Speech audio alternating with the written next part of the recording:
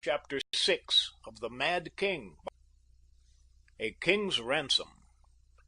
For another mile the two brigands conducted their captor along the mountainside. Then they turned into a narrow ravine near the summit of the hills, a deep, rocky, wooded ravine, into whose black shadows it seemed the sun might never penetrate. A winding path led crookedly among the pines that grew thickly in this sheltered hollow, until presently, after half an hour of rough going, they came upon a small natural clearing, rock-bound and impregnable. As they filed from the wood, Barney saw a score of villainous fellows clustered about a campfire where they seemed engaged in cooking their noonday meal. Bits of meat were roasting upon iron skewers, and a great iron pot boiled vigorously at one side of the blaze. At the sound of their approach, the men sprang to their feet in alarm, and as many weapons as there were men leaped into view. But when they saw Barney's companions, they returned their pistols to their holsters, and at sight of Barney, they pressed forward to inspect the prisoner. "What have we here?" shouted a big blond giant who affected extremely gaudy colors in his selection of wearing apparel, and whose pistols and knife had their grips heavily ornamented with pearl and silver. "A stranger in Lutha, he calls himself," replied one of Barney's captors. "But from the sword I take it he is one of old Peter's wolfhounds." "Well, he found the wolves at any rate," replied the giant, with a wide grin at his witticism. "And if Yellow Franz is the particular wolf you're after, my friend, why, here I am," he concluded, addressing the American with a leer. "I'm after no one," replied Barney. "I tell you I'm a stranger, and I lost my way in your infernal mountains. All I wish is to be set upon the right road to town, and if you will do that for me, you shall be well paid for your trouble." The giant, Yellow Franz, had come quite close to Barney and was inspecting him with an expression of considerable interest.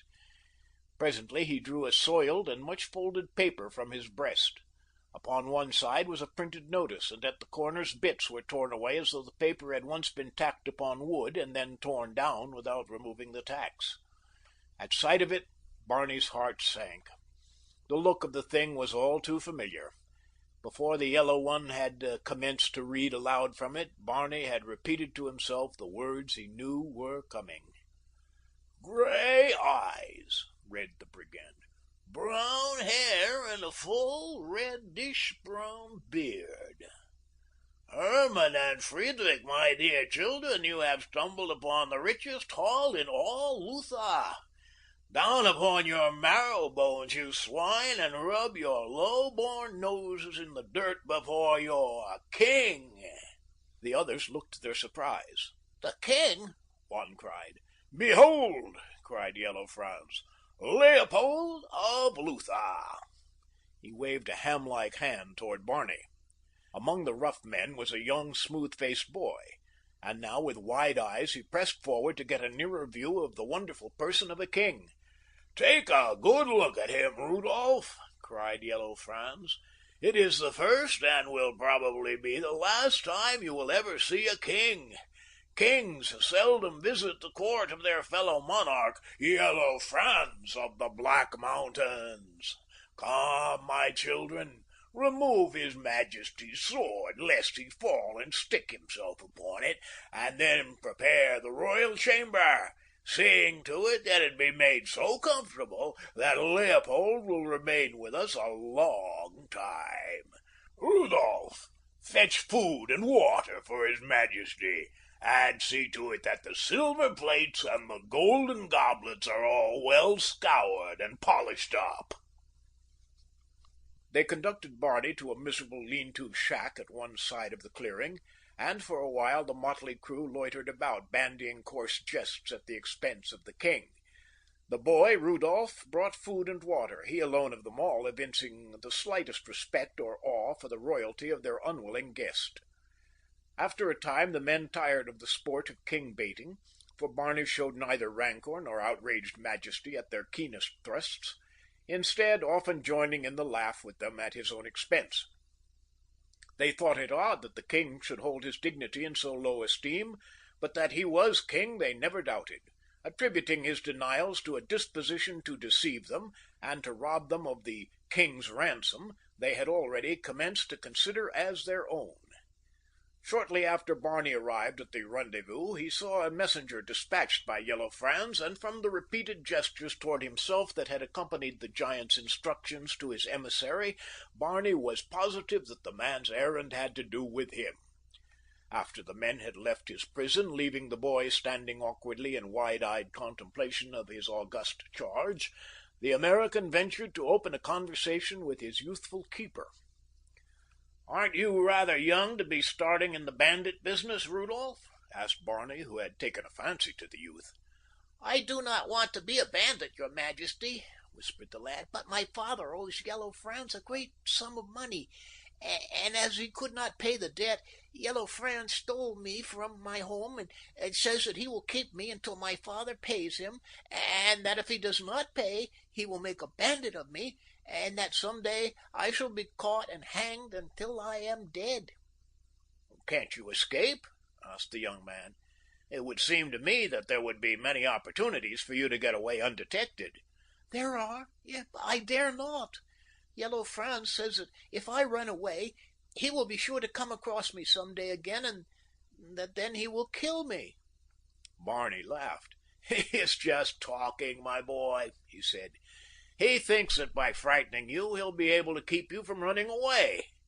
"Oh, your Majesty does not know him," whispered the youth, shuddering. "He is the wickedest man in all the world. Nothing would please him more than killing me, and he would have done it long since but for two things. One is that I have made myself useful about his camp, doing chores and the like, and the other is that if he were to kill me, he knows that my father would never pay him." "How much does your father owe him?" 500 marks, your Majesty," replied Rudolph. 200 of this amount is the original debt, and the balance Yellow Franz has added since he captured me, so that it is really ransom money. But my father is a poor man, so that it will take a long time before he can accumulate so large a sum." You really would like to go home again, Rudolph?" "Oh, very much, your Majesty, if I only dared." Barney was silent for some time, thinking. Possibly he could effect his own escape with the connivance of Rudolph, and at the same time free the boy. The paltry ransom he could pay out of his own pocket and send to Yellow Franz later, so that the youth need not fear the brigands' revenge. It was worth thinking about at any rate. "How long do you imagine they will keep me, Rudolph?" he asked after a time. "Yellow Franz has already sent Herman to Lustadt with a message for Prince Peter, telling him that you are being held for ransom and demanding the payment of a huge sum for your release. Day after tomorrow, or the next day, he should return with Prince Peter's reply. If it is favorable, arrangements will be made to turn you over to Prince Peter's agents, who will have to come to some distant meeting place with the money. A week, perhaps, it will take, maybe longer." It was the second day before Herman returned from Lustadt. He rode in just at dark, his pony lathered from hard going. Barney and the boy saw him coming, and the youth ran forward with the others to learn the news that he had brought. But Yellow Franz and his messenger withdrew to a hut which the brigand chief reserved for his own use, nor would he permit any beside the messenger to accompany him to hear the report. For half an hour Barney sat alone, waiting for word from Yellow Franz that arrangements had been consummated for his release, and then out of the darkness came Rudolph, wide-eyed and trembling. "Oh, my king," he whispered, "what shall we do? Peter has refused to ransom you alive, but he has offered a great sum for unquestioned proof of your death. Already he has caused a proclamation to be issued, stating that you have been killed by bandits after escaping from Blentz, and ordering a period of national mourning. In 3 weeks, he is to be crowned King of Lutha." "When do they intend terminating my existence?" queried Barney. There was a smile upon his lips, for even now he could scarce believe that in the 20th century there could be any such medieval plotting against a king's life. And yet, on second thought, had he not ample proof of the lengths to which Peter of Blentz was willing to go to obtain the crown of Lutha? "I do not know, your Majesty," replied Rudolph. when they will do it, but soon, doubtless, since the sooner it is done, the sooner they can collect their pay."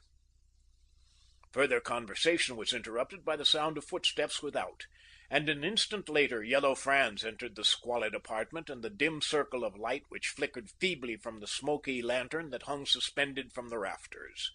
He stopped just within the doorway and stood eyeing the American with an ugly grin upon his vicious face. Then his eyes fell upon the trembling Rudolph. "Get out of here, you!" he growled. "I've got private business with this king. And see that you don't come nosing around either, or I'll slit your soft throat for you." Rudolph slipped past the burly ruffian, barely dodging a brutal blow aimed at him by the giant, and escaped into the darkness. "And now for you, my fine fellow," said the brigand, turning toward Barney. "Peter says you ain't worth nothing to him, alive, but that your dead body will fetch us 100,000 marks." "Rather cheap for a king, isn't it?" was Barney's only comment. "That's what Herman tells him," replied Yellow Franz. "But he's a close one, Peter is, and so it was that or nothing." "When are you going to pull off this little, royal demise?" asked Barney. "If you mean when am I going to kill you," replied the bandit, "why, there ain't no particular rush about it. I'm a tender-hearted chap, I am. I never should have been in this business at all. But here I am, and as there ain't nobody who can do a better job of the kind than me, or do it so painlessly, why, I just got to do it myself, and that's all there is to it. But as I says, there ain't no great rush. If you want to pray, why, go ahead and pray. I'll wait for you." "I don't remember," said Barney, "when I have met so generous a party as you, my friend. Your self-sacrificing magnanimity quite overpowers me. It reminds me of another unloved Robin Hood whom I once met. It was in front of Burkett's coal yard on Ellis Street, back in dear old Beatrice, at some unchristian hour of the night. After he had relieved me of $1.40, he remarked, "I got a good mind to kick your slats in for not having more of the cush on you, but I'm feeling so good about the last guy I stuck up, I'll let yous off this time." "I do not know what you are talking about," replied Yellow Franz, "but if you want to pray, you better hurry up about it." He drew his pistol from its holster on the belt at his hips. Now Barney Custer had no mind to give up the ghost without a struggle, but just how he was to overcome the great beast who confronted him with menacing pistol was, to say the least, not precisely plain. He wished the man would come a little nearer, where he might have some chance to close with him before the fellow could fire. To gain time, the American assumed a prayerful attitude, but kept one eye on the bandit. Presently Yellow Franz showed indications of impatience. He fingered the trigger of his weapon, and then slowly raised it on a line with Barney's chest. "Hadn't you better come closer?" asked the young man. "You might miss at that distance, or just wound me."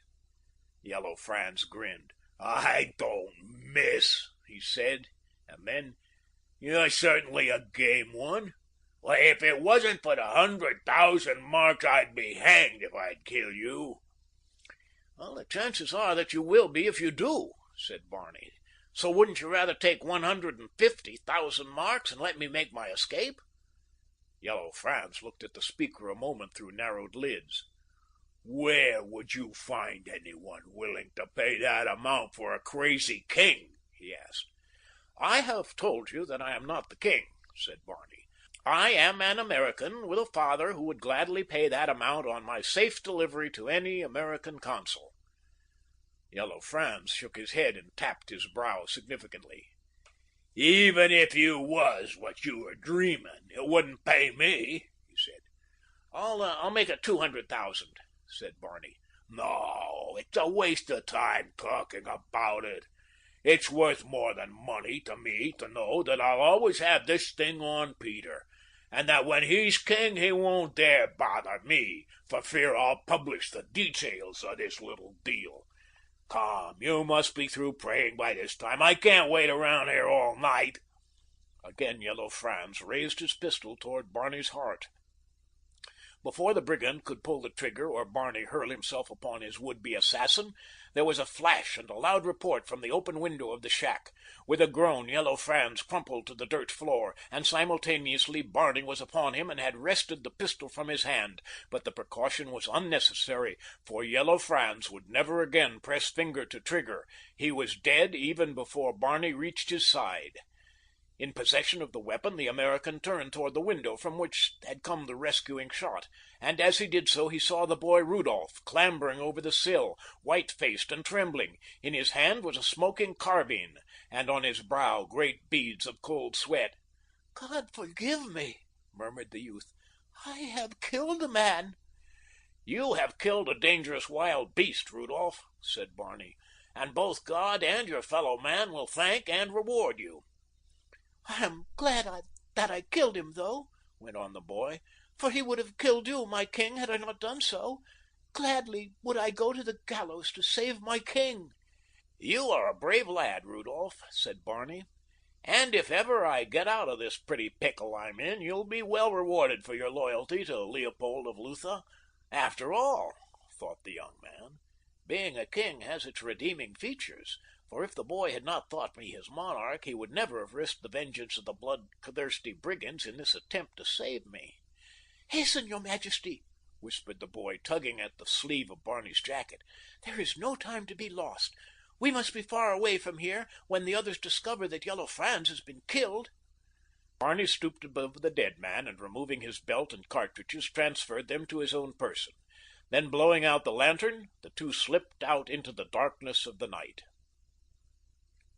About the campfire of the brigands the entire pack was congregated. They were talking together in low voices, ever and anon glancing expectantly toward the shack to which their chief had gone to dispatch the king. It was not every day that a king is murdered, and even these hardened cutthroats felt the spell of awe at the thought of what they believed the sharp report that they had heard from the shack portended. Keeping well to the side of the clearing, Rudolph led Barney around the group of men and safely into the wood below them. From this point the boy followed the trail which Barney and his captors had traversed 2 days previously, until he came to a diverging ravine that led steeply up through the mountains upon their right hand. In the distance behind them they suddenly heard, faintly, the shouting of men. "They have discovered Yellow Franz," whispered the boy, shuddering. "Then they'll be after us directly," said Barney. "Yes, your majesty," replied Rudolph. "But in the darkness they will not see that we have turned up this ravine, and so they will ride on down the other. I have chosen this way because their horses cannot follow us here, and thus we shall be under no great disadvantage. It may be, however, that we shall have to hide in the mountains for a while, since there will be no place of safety for us between here and Lustadt until after the edge of their anger is dulled." And such proved to be the case. For try as they would, they found it impossible to reach Lustadt without detection by the brigands who patrolled every highway and byway from their rugged mountains to the capital of Lutha. For nearly 3 weeks, Barney and the boy hid in caves or dense underbrush by day, and by night sought some avenue which would lead them past the vigilant sentries that patrolled their ways to freedom.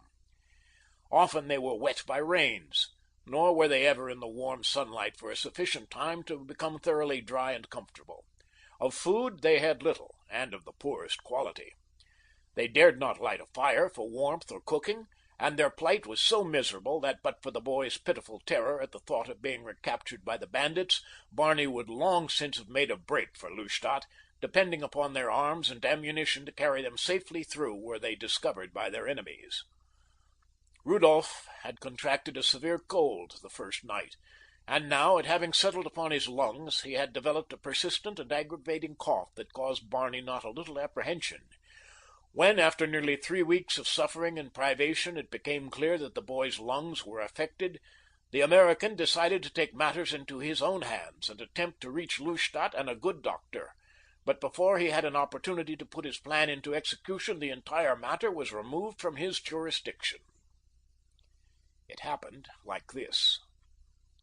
After a particularly fatiguing and uncomfortable night spent in attempting to elude the sentinels who blocked their way from the mountains, daylight found them near a little spring, and here they decided to rest for an hour before resuming their way. The little pool lay not far from a clump of heavy bushes, which would offer them excellent shelter, as it was Barney's intention to go into hiding as soon as they had quenched their thirst at the spring. Rudolph was coughing pitifully, his slender frame racked by the convulsion of each new attack. Barney had placed an arm about the boy to support him, for the paroxysms always left him very weak. The young man's heart went out to the poor boy, and pangs of regret filled his mind as he realized that the child's pathetic condition was the direct result of his self-sacrificing attempt to save his king. Barney felt much like a murderer and a thief, and dreaded the time when the boy should be brought to a realization of his mistake. He had come to feel a warm affection for the loyal little lad, who had suffered so uncomplainingly, and whose every thought had been for the safety and comfort of his king. "Today," thought Barney, "I'll take this child through to Lustadt, even if every ragged brigand in Lutha lies between us and the capital." But even as he spoke, a sudden crashing of underbrush behind him caused him to wheel about, and there, not 20 paces from him, stood 2 of Yellow Franz's cutthroats. At sight of Barney and the lad, they gave voice to a shout of triumph, and raising their carbines, fired point blank at the 2 fugitives. But Barney had been equally as quick with his own weapon, and at the moment that they fired, he grasped Rudolph and dragged him backward to a great boulder, behind which their bodies might be protected from the fire of their enemies. Both the bullets of the bandits' first volley had been directed at Barney, for it was upon his head that the great price rested. They had missed him by a narrow margin, due perhaps to the fact that the mounts of the brigands had been prancing in alarm at the unexpected sight of the 2 strangers at the very moment that their riders attempted to take aim and fire. But now they had ridden back into the brush and dismounted, and after hiding their ponies they came creeping out upon their bellies upon opposite sides of Barney's shelter. The American saw that it would be an easy thing for them to pick him off if he remained where he was, and so with a word to Rudolph he sprang up and the boy with him. Each delivered a quick shot at the bandit nearest him, and then together they broke for the bushes in which the brigands' mounts were hidden. 2 shots answered theirs. Rudolph, who was ahead of Barney, stumbled and threw up his hands. He would have fallen had not the American thrown a strong arm about him. "I'm shot, your Majesty," murmured the boy, his head dropping against Barney's breast. With the lad grasped close to him, the young man turned at the edge of the brush to meet the charge of the 2 ruffians. The wounding of the youth had delayed them just enough to preclude their making this temporary refuge in safety. As Barney turned, both the men fired simultaneously, and both missed. The American raised his revolver, and with the flash of it the foremost brigand came to a sudden stop. An expression of bewilderment crossed his features. He extended his arm straight before him, the revolver slipped from his grasp, and then, like a dying top, he pivoted once drunkenly and collapsed upon the turf. At the instant of his fall, his companion and the American fired point blank at one another. Barney felt a burning sensation in his shoulder, but it was forgotten for the moment in the relief that came to him as he saw the second rascal sprawl headlong upon his face. Then he turned his attention to the limp little figure that hung across his left arm. Gently Barney laid the boy upon the sward, and fetching water from the pool bathed his face and forced a few drops between the white lips. The cooling draught revived the wounded child, but brought on a paroxysm of coughing. When this had subsided, Rudolph raised his eyes to those of the man bending above him. "Thank God, your Majesty is unharmed," he whispered. "Now I can die in peace." The white lids drooped lower, and with a tired sigh the boy lay quiet. Tears came to the young man's eyes as he let the limp body gently to the ground. "Brave little heart," he murmured. "You gave up your life in the service of your king, as truly as though you had not been all mistaken in the object of your veneration. And if it lies within the power of Barney Custer, you shall not have died in vain." End of chapter 6.